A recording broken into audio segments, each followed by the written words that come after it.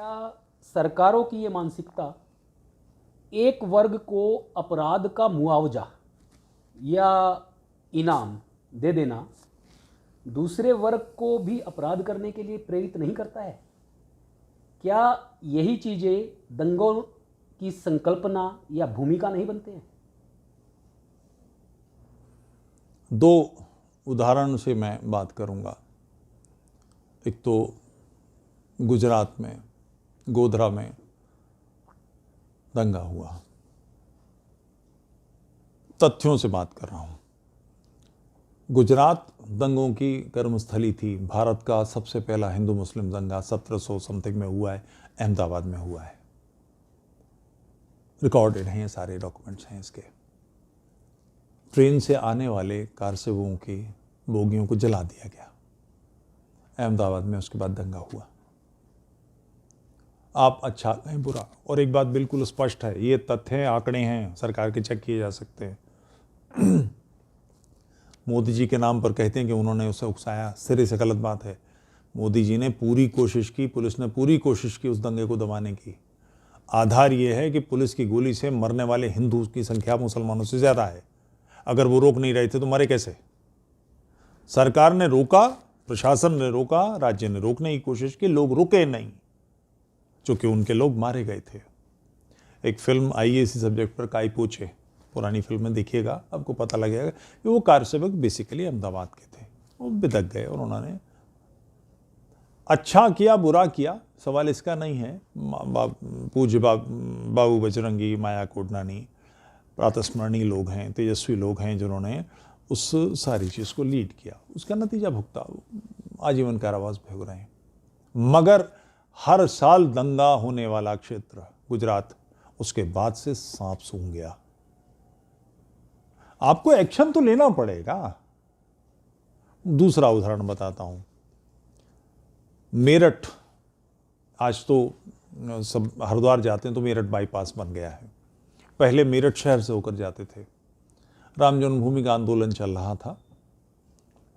6-6 महीने, 8-8 महीने, साल भर मेरठ में, ख़ास तौर से जली कोठी, नादिर अली बिल्डिंग, साबुन गोदाम, इस पूरे इलाके में, और फैज़ आम ये कॉलेज है, इसके आसपास के इलाकों में कोई निकलता एकदम से दौड़ के कोई गली में से आया, चाकू मारा मोटरसाइकिल वाले के और भाग गया।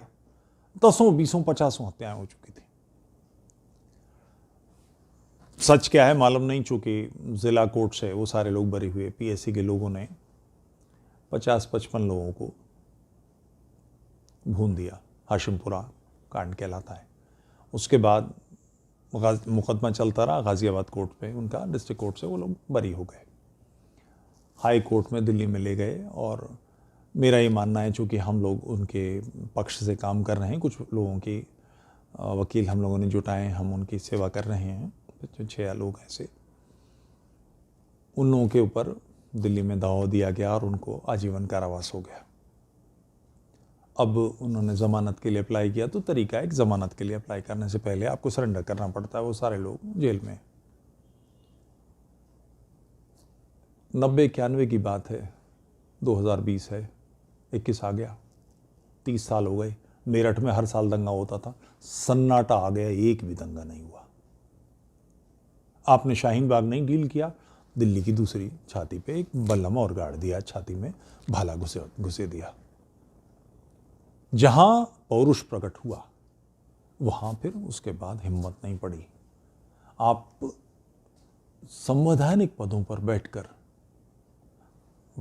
अब चुनाव आ रहा है बंगाल में, 2500 भाजपा के कार्यकर्ताओं की हत्याएं हुई हैं। कुछ नहीं, भाषण, पत्थरबाजियां हुई, और हम चुनाव लड़ेंगे। अच्छा, चुनाव लड़के क्या होगा? सरकार बदल जाएगी, यही तो होगा। केंद्र में बदल गई, क्या हुआ? आपने क्या किया? मर्द बनिए। ब्यूरोक्रेसी उस घोड़े की तरह है जिस पर बैठते ही वो भांप लेता है कि सवार में कितना दम है। आप जा रही है, साख जा रही है। जिस समय मोदी जी आप आए थे, सांप सूंघ गया था, सबके मुंह में दही जम गया था, हिम्मत नहीं थी किसी की। मगर अब मामूली लोग चुनौतियां दे रहे हैं, गालियां बक रहे हैं, बदतमीजियां कर रहे हैं।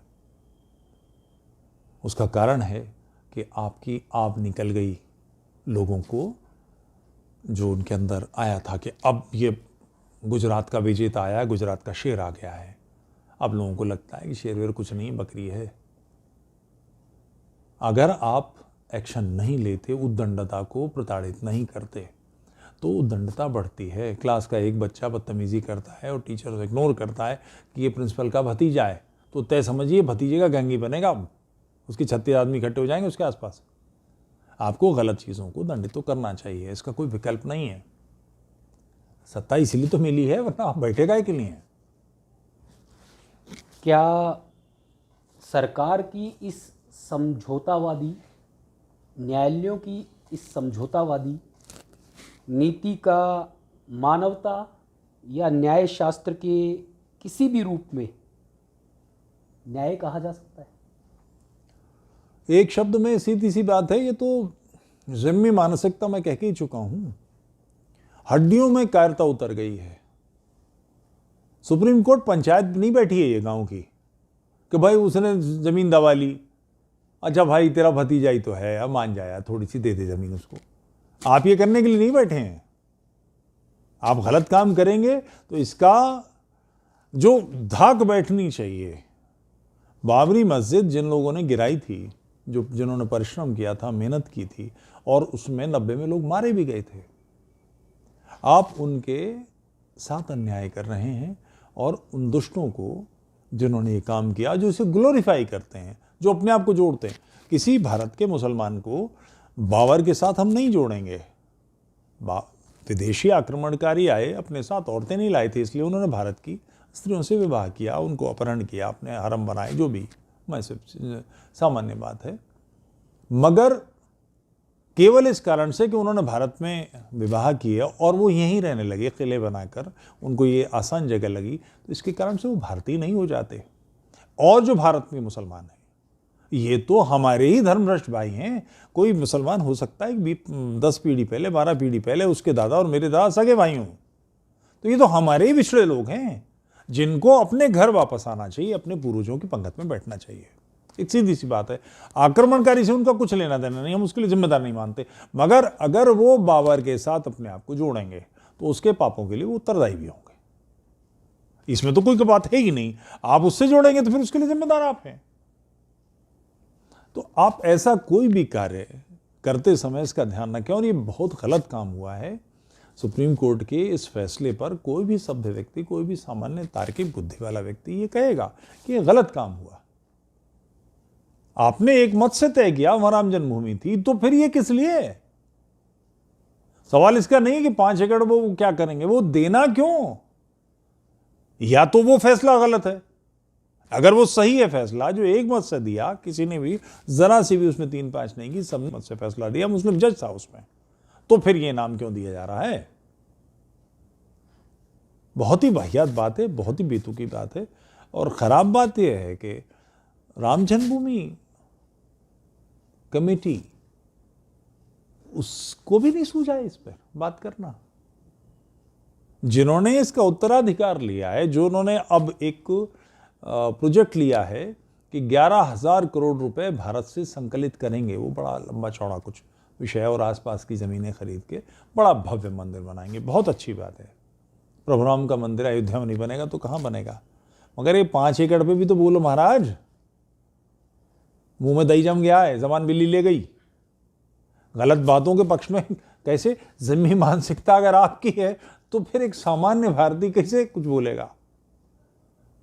ये मामले सीधे सीधे, इस उद्दंड सांड को पटकना है तो इसके सींग पकड़ने ही पड़ेंगे। चबूतरे पर खड़े हो गए, सांड जो गुर्रा रहा है वो आपको सर पे चढ़ेगा, वो ना भगने वाला। इसे भगाना है तो इसकी सींग पकड़ के इसे पटकना ही पड़ेगा। तो ये उत्पाती विचारधारा है, इसके पक्ष, इसके प्रतिरोध में तो खड़े होना ही चाहिए आपको। इसी से संबंधित मेरा अंतिम प्रश्न है आपके लिए। 5 एकड़ अयोध्या में ही क्यों, और ये किस आधार पे, क्यों इन समझौते में बैठे हुए लोगों ने तय किया कि एक अपराध के लिए अगर पारितोषिक दिया जाना है तो वो अयोध्या में ही दिया जाना चाहिए?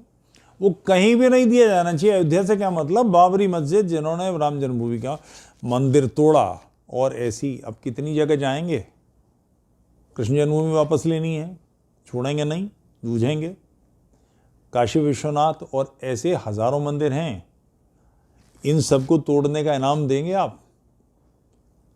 ये जो ज़िम्मी मानसिकता है, मैं एक घटना से अभी जो हाल की है कुछ ही दिन पहले की, कि इंदौर में मुनव्वर फारूकी, ये एक स्टैंड अप कॉमेडियन है, हिंदी के कवि सम्मेलनों के मंच से बाहर निकल के ये सब स्टैंड अप कॉमेडी करने लगे हैं। वो उसके 10-20 वीडियो यूट्यूब पर हैं। प्रभु राम की, देवी देवताओं की मजाक बनाता है। वहाँ 3-4 लोग थे जो थोड़ा असहिष्णु थे, और मेरी दृष्टि में असहिष्णुता ही लक्ष्य है। उन्होंने उसके 2-4 थप्पड़ मारे, उसके साथी के 1 थप्पड़ मारा। जिन आयोजकों ने बुलाया, उन्हें मालूम था ये, वो प्रसिद्ध है इन कामों के लिए। सैकड़ों लोग, अगर हजारों नहीं तो सैकड़ों लोग उसमें बैठे थे। उसके 3-4 थप्पड़ पड़े, उसका थूथड़ा बिगाड़ दिया जाना चाहिए था। मार मार के उसका वो पलस्तर उखाड़ते कि रात में डर कर पसीने पसीने जाग जाता, घबराहट होती। ये इसलिए है ना कि आप मजाक करते हैं। मैं सीधा प्रश्न पूछता हूं, मेरे कुछ मित्र हैं जो, मैं गज़ल का आदमी हूँ, शायर हैं मेरे साथी, वो उनसे एक बात हो रही थी, वो कह रहे थे कि सर आपकी बातचीत से और आपके लिखने से डर लगने लगा है। तो मैंने उनसे एक प्रश्न पूछा कि तुम्हारी पत्नी के साथ कोई बदतमीजी करे तो क्या करोगे? तो उसने कहा मैं उससे मारूंगा। और मैंने कहा वो तगड़े हो तुमसे तो बोले लड़ूंगा तो ज़रूर, विरोध करूंगा। ठीक, पत्नी के लिए झगड़ा हम करेंगे, अपनी बेटी के हित में झगड़ा करेंगे, अपनी माँ के लिए हम झगड़ा करेंगे, अपनी बहन के लिए कोई गड़बड़ होगी तो हम झगड़ा करेंगे। ये हमारे मानबिंदु हैं। और भारत माता, धर्म जिसके कारण हम टिके, उसके लिए हमारी कोई जिम्मेदारी नहीं। ऐसा हर दुष्ट दंडित होना ही चाहिए। समझ लीजिए कि लक्ष्य असहिष्णु बनना ही है, तेजस्वी बनना ही है, वीर बनना ही है। अन्यथा ईश्वर मुझे क्षमा करे ये कहने के लिए, मेरे मुंह में खाक, 10 वर्ष नहीं है, राष्ट्र की स्थिति भयानक रूप से खराब होगी। हमें इस समस्या से लोहा लेना ही पड़ेगा। और लोहा लेना है तो इसके लिए पहली व्यवस्था कि आपके पास लोहा है कि नहीं। लोहा नहीं है तो क्या करेंगे? नाखून बढ़ा लेंगे, दांत से काट खाएंगे। ये वो समाज है जो लगातार इसकी व्यवस्था कर रहा है और आप कुछ नहीं कर रहे। आंख बंद करके मत बैठिए। कोई हजारों साल नहीं हुए। लाहौर में 47 में जब विभाजन हुआ है, वो तो सौभाग्य है हमारा कि सावरकर जैसे लोग थे जिन्होंने द्वितीय विश्व युद्ध में बड़े पैमाने पर भर्ती कराई हिंदुओं की। नतीजा मिलिट्री में जो मुस्लिम अनुपात था वो कम हुआ। बलूच रेजिमेंट ने किस बुरी तरह हिंदुओं को मारा है, जिसका काम सुरक्षा करना था। लाहौर में, सियालकोट में हिंदू महिलाओं के नंगे जुलूस निकाले गए, रेप करने के लिए ढोल बजा बजा के बुलाया गया। वो दिल्ली नहीं होगा क्या? किसी को गलतफहमी दिल्ली के बारे में? तिलकपुरी बहुत दूर नहीं है, जहां अभी 3-4 वर्ष पहले दंगा होकर चुका है कि वहां एक नवरात्र में उन्होंने व्यवस्था की अपने, तो इस पर विदक गए। बहुत दूर है क्या? अब बंगाल बिहार की छोड़िए, जहां आप रहते हैं उसी आसपास के क्षेत्र में किसी मुस्लिम बस्ती में गाड़ी लेकर निकल जाइए। सामने से लड़के खड़े होंगे, आप हॉर्न बजाते रहिए, कुछ सामने से नहीं हटेगा। वो उनका इलाका है, वो किला है, उस किले में आप घुसपैठिए हैं। कश्मीर से छोड़ दीजिए कश्मीर को, कश्मीर जाने कितने भारत में बने हुए हैं और ये फैल रहे हैं लगातार। इसको सिकोड़ेंगे नहीं तो ये बढ़ते जाएंगे।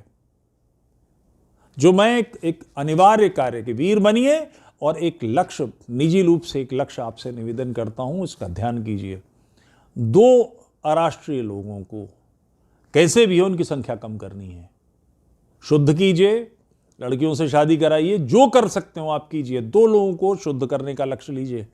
आपको लग रहा होगा ये मजाक कर रहा हूं, कल्पना करें कि 10 करोड़ लोग इस लक्ष्य को लेकर निकल पड़े, तय कर लिया कि हमारे अगले 5 साल हम यही काम करेंगे, 2 लोगों को शुद्ध करेंगे। ये समस्या बचेगी? ये समस्या नहीं बचने वाली, मगर इसके लिए बीज डालने पड़ेंगे।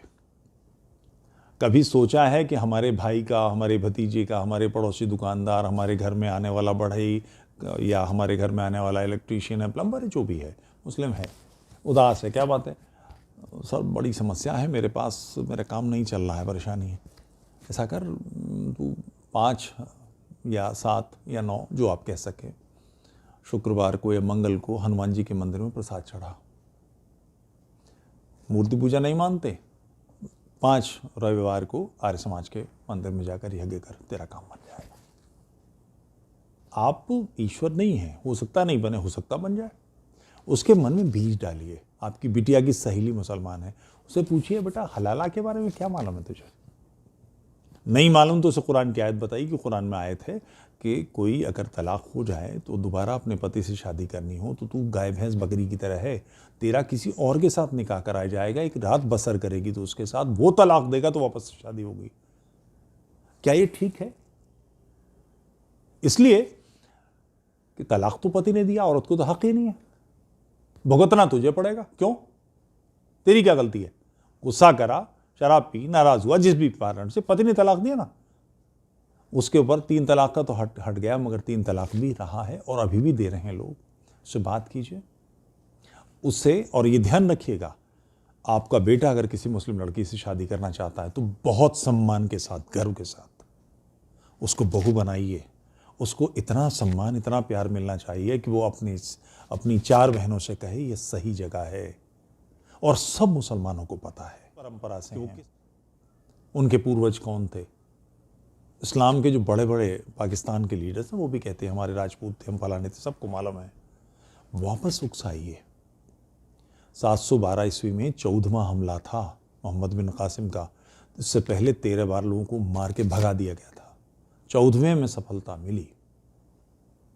जिस काल में वो हमले कर रहे थे भारत में एक भी इस्लामी नहीं था, मगर वो यहाँ पर काफिरों को नष्ट करने, इस्लाम को बढ़ाने के लिए आए थे। जितने सूफी हैं सब के सब इनके डॉक्यूमेंटेड हैं कि ये कुफ्र को मिटाने आए हैं। तो राष्ट्र आपका है, धरती आपकी है, परंपराएं आपकी हैं, आप क्यों नहीं नष्ट करेंगे अपने अराष्ट्रीय लोगों को? इस देश को नष्ट करने वाली, इस धर्म को नष्ट करने वाली मानसिकता को क्यों नष्ट नहीं करेंगे? और छोटा सा लक्ष्य, केवल 2 लोगों की शुद्धि, मगर बास की तरह चौकन्नी हो जाएगी कि ये खा जाना है। 10 करोड़ लोग करें, हम 100 करोड़ हैं, 10 करोड़ ही मान लें, ये समस्या कुछ रहेगी, 5 साल के अंदर उड़ जाएगी, मगर ये करनी है। ये जो बातें कही जाती हैं कि हिंदुओं को संगठित हो जाना चाहिए, आप संगठित क्या करें? सब हाथ पकड़ के घेरा बना लें, क्या करें? ये जो संगठन के लोग कहते हैं कि आप संगठित हो जाओ, बेसिकली चाहते ही हैं कि आप उनकी मीटिंग में श्रोता बन के बैठ जाओ और उन्हें चंदा दे दो। संगठन का कोई मतलब नहीं है, एक ही लक्ष्य है। क्योंकि समस्या इस राष्ट्र के लोगों के भ्रष्ट हो जाने में थी।